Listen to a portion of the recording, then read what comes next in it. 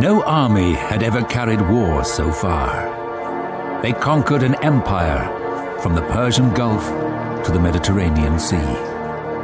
They plundered the great city of Babylon and enslaved the tribes of Israel. Even the Pharaoh of Egypt paid them tribute.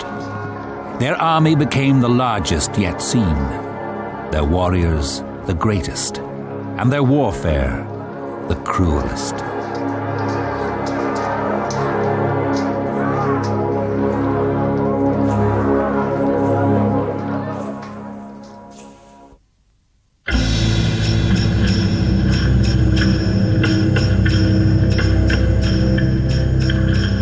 In September of 655 BC, an Assyrian army under King Ashurbanipal set off from its base in what is now southern Iraq, its mission to repel an invasion by its Elamite neighbors.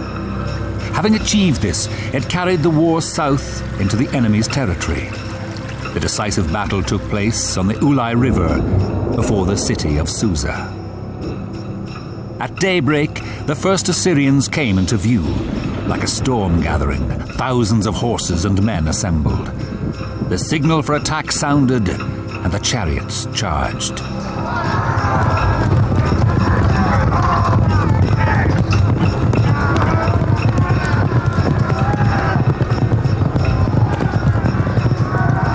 In heavy fighting, the Elamites were pushed back against the river by Assyrian cavalry and infantry. Many thousands were drowned as they tried to cross the Uli. By nightfall, the river was choked with corpses. In their hour of victory, the Assyrians showed no mercy. I cut their throats like lambs. I cut off their precious lives as one cuts a string. Like the many waters of a storm, I made the contents of their gullets and entrails run down upon the wide earth. My prancing steeds plunged into the streams of blood and filth. With the bodies of their warriors, I filled the plain like grass.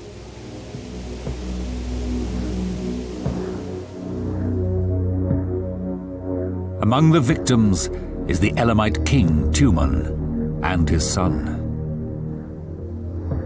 Tuman, king of Elam, fled to save his life and hid in a wood. The crossbar of his royal transport broke and it overturned on him. In desperation, he said to his son, "Use your bow." His son fought bravely, but it was to no avail, and the king was caught and beheaded. The grisly trophy was taken to the Assyrian king, who slashed it and spat on it. Then he hung it on a tree for all to see, while he celebrated his victory with a banquet.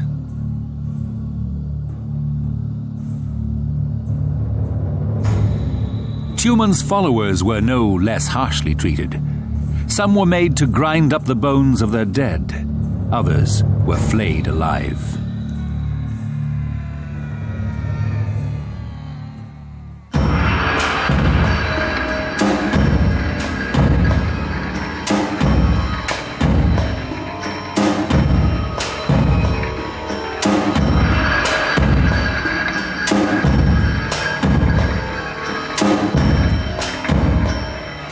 When the Assyrian king returned to his capital, Nineveh, he ordered his artisans to immortalize the triumphs of his victorious army.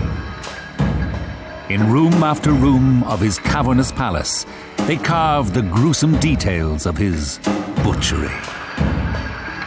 Men impaled on spikes, eyes put out, heads severed. To ambassadors from distant realms, the writing was on the wall. Take an Assyrian at your peril.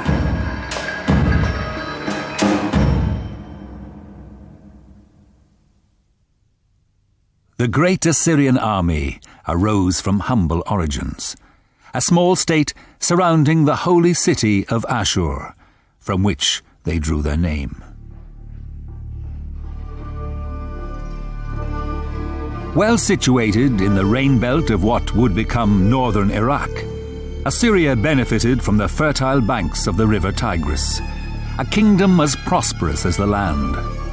But in the absence of any natural boundaries, these productive grain lands invited attack. The only salvation lay in the development of an effective military machine.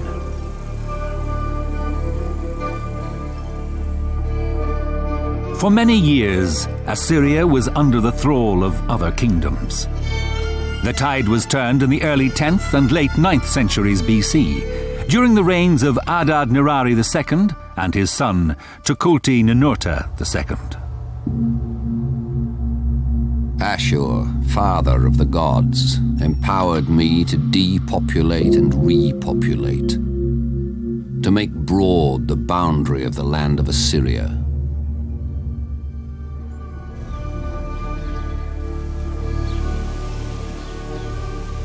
Assyria began to enlarge its borders, but with each change of season, the empire withered. As soldiers returned to the fields, rebellion sprouted, and the conquered regions had to be reconquered.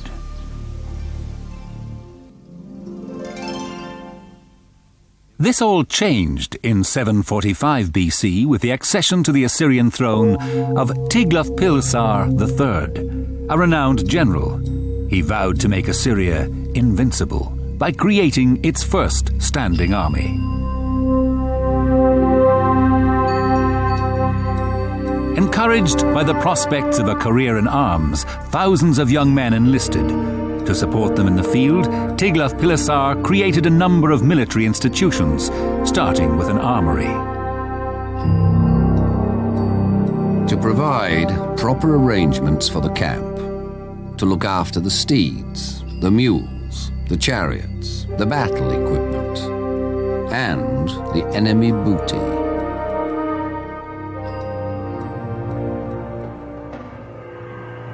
Iron was the backbone of the army. Each soldier was issued a conical iron helmet, a sturdy breastplate of interlocking strips of bronze, and strong leather boots. The tallest men were armed with iron-tipped spears. When they closed with the enemy, they would use their daggers.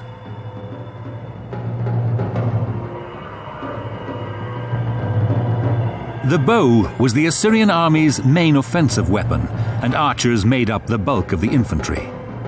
They were usually employed in pairs, with the second man carrying a tall shield made from thick plaited reeds, curved at the top to deflect arrows.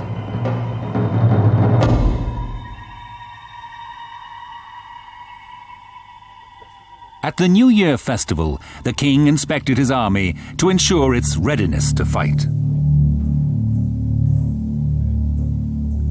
Fed, clothed, and armed at his expense, the Assyrian warriors became the most professional army the world had yet seen. Well equipped though they were, the Assyrians were always on the lookout for more material. Horses for chariots, iron for weapons, timber for siege machines.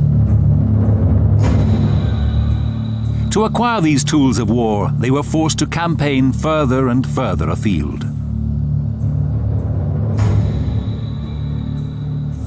Gold, silver, tin, copper, linen garments with many splendid trimmings, large and small monkeys, ivory, ebony. This their tribute I received, and they embraced my feet.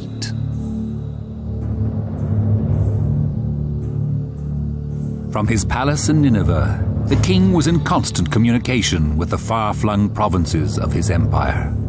Messengers relayed signals from fire towers or wrote dispatches on clay tablets. In 701 BC, the Assyrian king Sennacherib received the ominous news that King Hezekiah of Judah was refusing to pay tribute. He immediately mobilized his army, tens of thousands strong, swelling its ranks with levies from his subject states.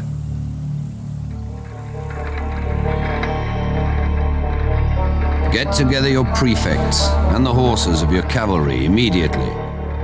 Whoever is late will be impaled in the middle of his house. Before the Assyrians set off, priests sacrificed bulls and goats, and the troops prayed to Ishtar, goddess of war.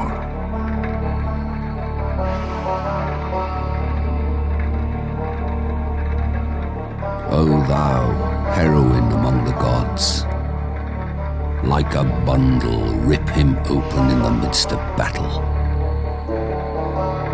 Raise up against him a tempest, an evil wind.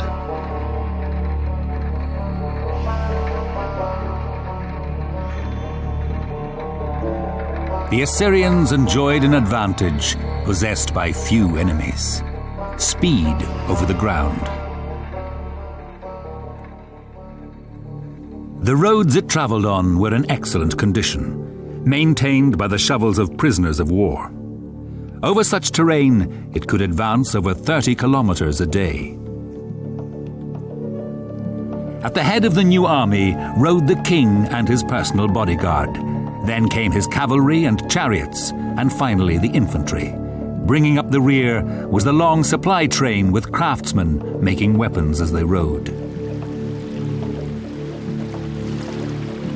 In surmounting natural obstacles, especially rivers, the Assyrians proved particularly ingenious. Vehicles were transported in large boats, with horses swimming behind. Soldiers crossed on inflated animal skins with their shields and weapons strapped to their backs.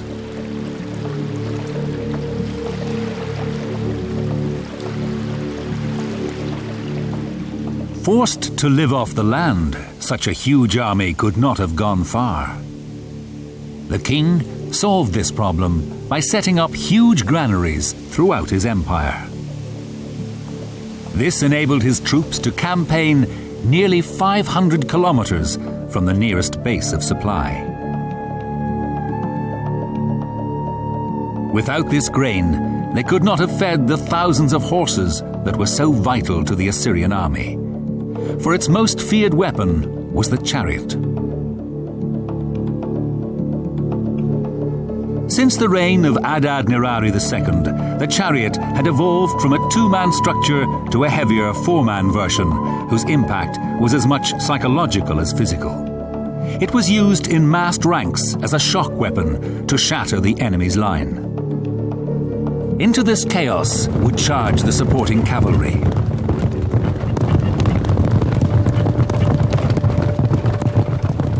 Those who fled were cut down by horsemen. Those who remained were picked off by archers and spearmen. But the Assyrians were careful not to kill horses. So important were they to their military effort that the king appointed officials to oversee their capture. Most were rounded up in what is now northern Iran.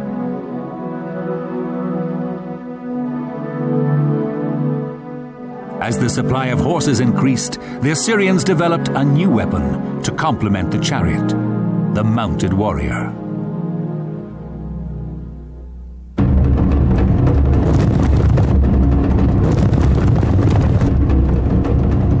First seen in the 9th century BC, the riders operated in pairs, with one holding the reins of both horses so that the other could fire his bow.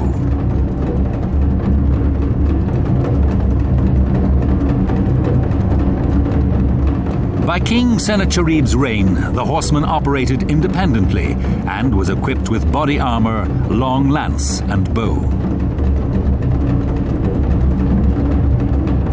Against such a formidable foe, King Hezekiah of Judah dared not risk battle.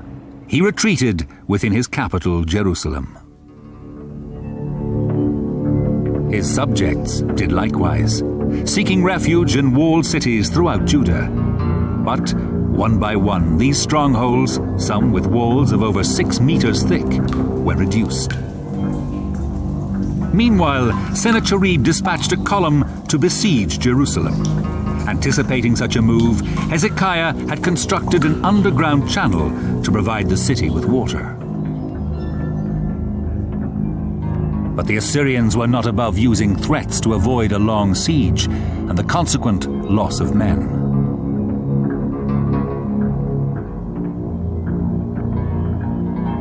Before the siege of Jerusalem began, an attempt was made to secure surrender. Rabshakeh, the chief cupbearer to the king, spoke to the defenders on the battlements in their native Hebrew. As he delivered his ultimatum, the promise of doom was being fulfilled, 50 kilometers to the south at the town of Lachish. Built astride the trade route to Egypt, Lachish was as prosperous as it seemed secure. Behind its steep slopes and high walls, its defenders were confident of holding out.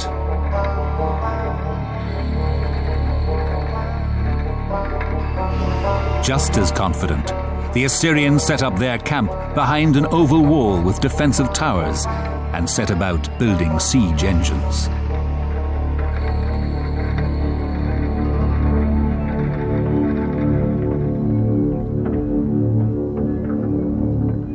The high wooden walls would protect the soldiers inside as they maneuvered the iron-tipped battering ram into place. This would then be used to pound the weakest point in a city's walls.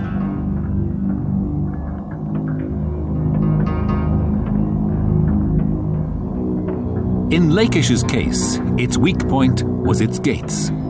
To approach them, the Assyrians first had to create ramps by using earth topped with timber. Over these, the siege engines were slowly wheeled. The king marshaled his forces. Stone slingers at the rear, then the archers protected by their tall shields. At the front, the spear carriers who would storm the walls.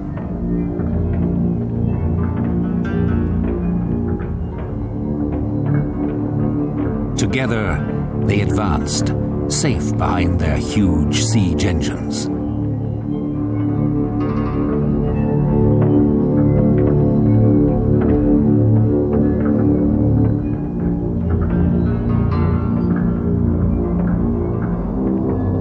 The engines themselves were protected from burning arrows and other missiles by a patchwork of leather sheets.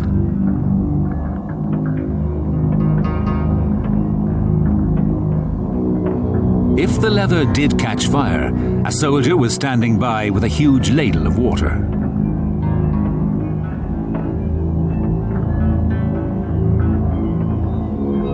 Below, sappers, using iron and bronze tools, began to undermine the walls. Above, other soldiers mounted ladders to scale them. Archers and slingers kept down the heads of the defenders. No army had so perfected the art of siege.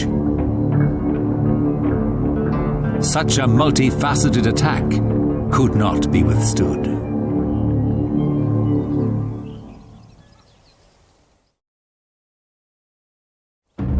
When at last the walls were breached, the Assyrians rushed in, shielded by Ishtar, goddess of war. Thy face shall not turn green, thy feet shall not tire, thy strength shall not fail thee in the heat of battle. Ishtar was proved right, but the carnage was terrible.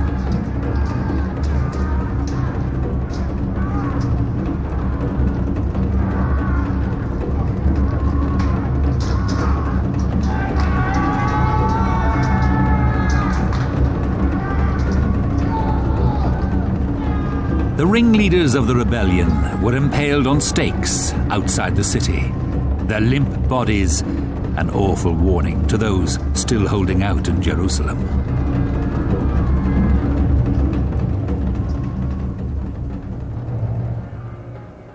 King Sennacherib rewarded his soldiers with a share of the booty, which included quivers, daggers, bows, furniture, and goblets.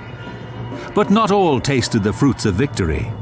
1,500 Assyrians remained at Lachish in a mass grave.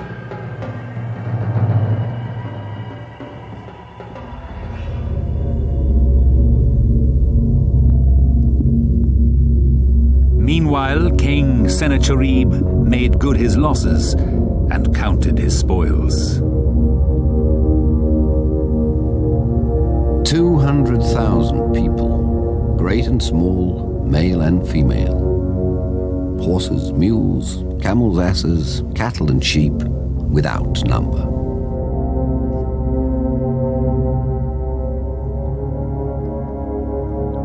In Judah, as was their custom, the Assyrians made sure the spirit of the conquered was broken by the forced migration of thousands, many as slaves.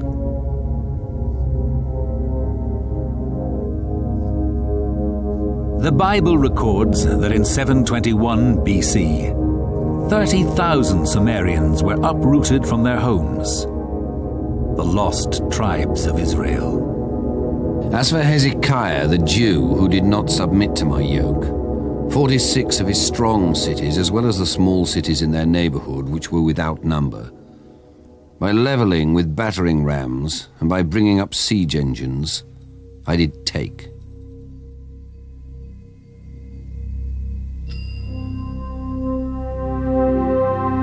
Over the next 50 years, the Assyrian Empire was pushed to its furthest limits.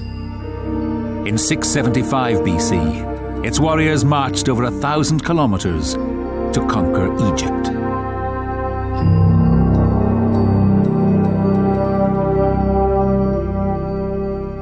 Assyria had reached the zenith of its power.